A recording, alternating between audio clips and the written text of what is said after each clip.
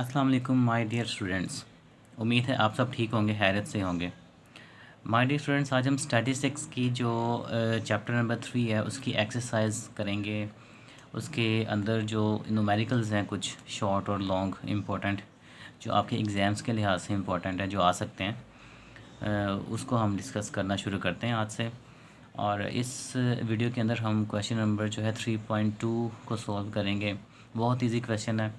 इसमें हमें जो गिवन डाटा उसने दिया हुआ है, कहता है कि find the geometric mean of these values 50, 67, 39, 40, 36, 60, 54 and 43।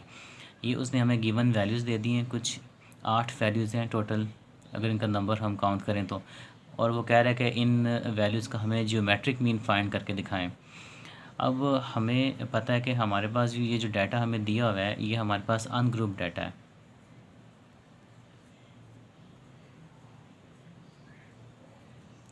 ये डाटा जो आपको उसने क्वेश्चन के अंदर गिवन दिया हुआ है, ये डाटा अनग्रुप है। और अनग्रुप डाटा के लिए जब हम जियोमेट्रिक मीन का जो फार्मूला यूज़ करते हैं, वो मैं आपके सामने यहाँ पे पहले फार्मूला लिख देता हूँ। क्योंकि फार्मूला जो है डियर स्टूडेंट्स, वो बहुत इम्पोर्टेंट होता है। और आपको जब तक फार्मूला नहीं आता और नहीं आएगा, तब तक आप क्वेश्चन को सॉल्व नहीं कर सकेंगे। तो फार्मूला इसका हमारे पास होता है, GM stands for geometric mean. ये हम एंटी लॉग लेते हैं। किसका एंटी लॉग लेते हैं?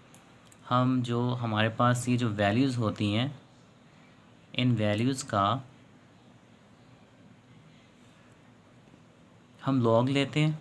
ठीक है, लेट्स सपोज़ कि मैं इन वैल्यूज़ को इक्वल्स टू एक्स कर देता हूँ। मैं इसके एक वेरिएबल ले लेता हूँ। तो उसको मैं कहता हूँ कि let X is equals to 50, 67, 39, 40, 36, 60 and 54, 44। तो एक्स या वाई, ठीक है, कोई भी आप सपोज कर सकते हैं वेरिएबल। और उसको फिर डिवाइड कर देते हैं हम टोटल नंबर ऑफ़ वैल्यूज़ पे। जो इनकी तादाद होती है हमारे पास वैल्यूज़ की, उस पर डिवाइड कर देते हैं, तो हमारा जियोमेट्रिक मीन फाइंड हो जाता है इस फॉर्मूले के अकॉर्डिंगली। चलें, इसको अब हम सॉल्व करते हैं। इसका सॉल्यूशन जो है मैं यहाँ पे स्टार्ट करता हूँ। ठीक है, जैसे कि मैंने आपको बताया था, मैंने सपोज़ किया कि ये जो मेरी वैल्यूज़ हैं, ये सारी की सारी, इनको मैंने एक नाम दे दिया एक्स का। ठीक है, और इसके अंदर मैं वर्टिकल एक टेबल की फॉर्म में ये वैल्यू सारी लिख लेता हूँ। 50, 67, 39, 40, 36, 60,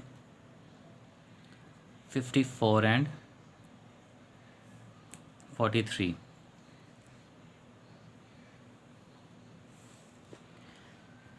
इन वैल्यूज़ का अकॉर्डिंग टू द फॉर्मूला हमने क्या लेना है? सबसे पहले लॉग लेना है एक्स का। मीन्स कि इन सारी वैल्यूज़ का हमने बारी बारी लॉग लेना है।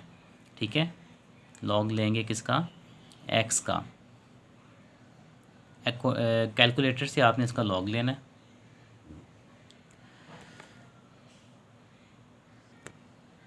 तो स्टूडेंट्स, ये मैंने सारी वैल्यूज़ का कैलकुलेटर से लॉग लिया है। लॉग 50 हमारे पास 1.699 होता है। लॉग 67 ये का जो होता है आंसर, ये आपके सामने है। तो इसी तरह ये सारी वैल्यूज़ का हमने लॉग ले लिया एक्स का। और लॉग लेने के बाद लास्ट पे इस कॉलम का मैंने सम ले लिया, क्योंकि फार्मूले के अंदर हमें क्या चाहिए? हमें सम चाहिए किसका? लॉग एक्स का। ठीक है, सम किसका चाहिए? लॉग ऑफ एक्स का। तो मैंने ये जो कॉलम नीचे ड्रॉ किया था लॉग ऑफ एक्स का, ठीक है, ये जो आपके सामने है, इस कॉलम का हमने नीचे सम ले लिया। इस सम को हम उस फॉर्मूले के अंदर पुट करेंगे अपनी ये ब्रैकेट के ऊपर वाले एरिया में। नीचे डिवाइड किस पे करना है? हमने एन पे। एन हम कहते हैं नंबर ऑफ़ ऑब्जर्वेशंस, जो टोटल हमारे पास डाटा उसने दिया था उसकी तादाद कितनी है। तो गिन लेते हैं 1, 2, 3, 4, 5, 6, 7, 8। तो हमारे पास जो स्मॉल एन है वो हमारे पास यहाँ पे 8 आ गया। ठीक है, तो मैं वैल्यूज़ को इसी फॉर्मूले के अंदर यहाँ पे पुट कर देता हूँ, जिसमें हम डिवाइड करेंगे। ठीक है, जो हमारा सम लिया हुआ है हमने लॉग एक्स का, ये नीचे रेड कलर में लिखा हुआ है 13.419। तो यहाँ पे मैं लिख रहा हूँ 13.419, और डिवाइड कर दूंगा अपने नंबर ऑफ ऑब्जर्वेशंस पे, जो कि मेरे पास हैं टोटल 8। और एंटी लॉग ये आपका एज इट इज़ आ जाएगा नीचे साथ। जो इसका आंसर है वो आएगा 1.6773 एंटी लॉग।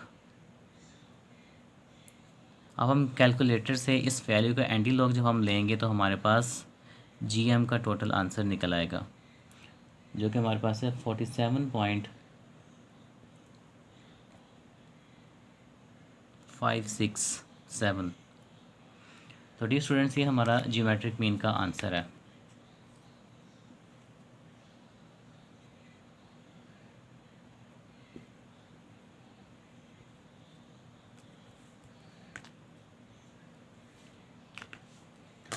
तो एक दफ़ा दोबारा इस क्वेश्चन को देख लें, ठीक है। 50, 60, 7, 39, 40, 36 एंड 60, 54 एंड 43। तो वो कह रहा था कि इस गिवन डाटा का हमें जियोमेट्रिक मीन फाइंड करके दिखाएं। अब डाटा चूँकि अनग्रुप था हमारे पास, तो अनग्रुप डाटा के लिए जो हम जीएम का फॉर्मूला यूज़ करते हैं वो हमारे सामने लिखा हुआ है, जिसमें एंटी लॉग लेते हैं और किसका, इस ब्रैकेट का, इस ब्रैकेट के अंदर है sum log X divided by small N. तो हमने क्या किया, हमने इस डाटा को सपोज कर दिया कि let this data is equals to X, जो कि मैंने नीचे इस टेबल के अंदर आपके सामने लिखा। 2 कॉलम ड्रॉ किए जिसमें एक्स की जो वो वैल्यूज़ हैं वो लिखी, और आगे मैंने इसका log x लिया, जो कि हमें फॉर्मूले के अंदर चाहिए था। जब हमने log x ले लिया तो log x लेने के बाद फिर हमें इसका चाहिए था sum. This is the sign which is used when we are taking the addition or summation of our observations। तो ये जो है ये ग्रीक लेटर है, ठीक है, जो कि लिखा तो ऐसा लग रहा है जैसे ई लिखा होता है, लेकिन ये ई नहीं है, बल्कि इसको एक समेशन साइन बोलते हैं, इसको सिग्मा बोलते हैं। और ये जिस चीज़ के साथ आया होता है तो उसका मतलब होता है कि हमने उस चीज़ का क्या लेना होता है, एडिशन लेना होता है, उसको प्लस करना होता है, सम लेना होता है उसका। तो हमने log x का जो कॉलम था, ये वाला कॉलम जो ड्रॉ किया था हमने, फिर इसका लास्ट पे सम ले लिया, ठीक है। उस सम को जो था, जो आया हमारे पास 13.419, इस सम को हमने इस फॉर्मूला के अंदर पुट कर दिया यहाँ पे, और डिवाइड कर दिया अपनी स्मॉल एन पे। स्मॉल एन हमारे पास नंबर ऑफ ऑब्जर्वेशंस हैं, जो कि टोटल 8 हमारे पास जो है वो डाटा के अंदर उसने दी हुई है। फिर हमने डिवाइड करने के बाद इसको जो है ब्रैकेट को सॉल्व किया और फिर इसका एंटी लॉग ले लिया, ठीक है। फॉर्मूले को सॉल्व करते गए स्टेप बाय स्टेप, और हमारा जीएम जो है वो फाइंड हो गया।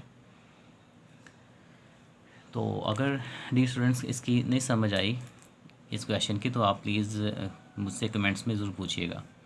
मिलते हैं अगली वीडियो में अगले क्वेश्चन के साथ। अपना ख्याल रखिएगा। सी यू, टेक केयर।